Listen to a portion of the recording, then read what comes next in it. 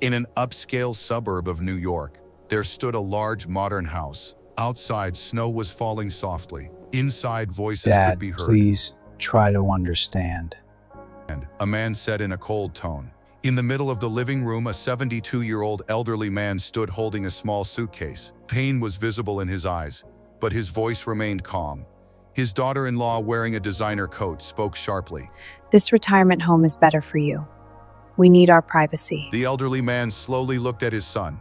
Michael, is this what you want too? The son lowered his eyes and replied, Dad, it's just practical. The words hit like an arrow.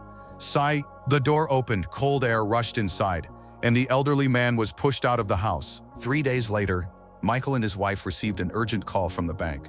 Sir, we need you to come immediately. They rushed to the bank, confused and worried. There they discovered that the luxury house they had been living in legally did not belong to them.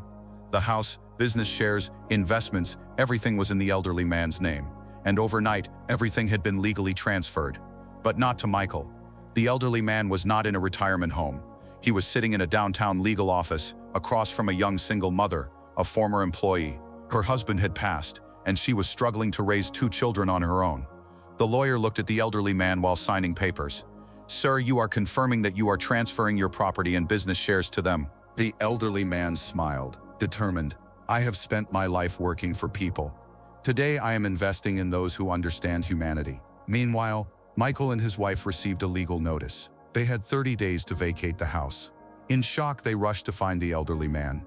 Dad, please, we made a mistake, Michael cried. The elderly man looked at him.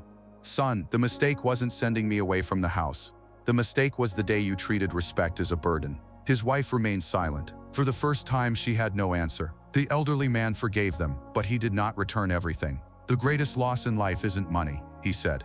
It's the person who stood by your side when you had nothing. Michael and his wife moved into a small apartment. Hopeful, there they started a new life. In the elderly man, every Sunday, he could be seen in the park with his newly adopted grandchildren.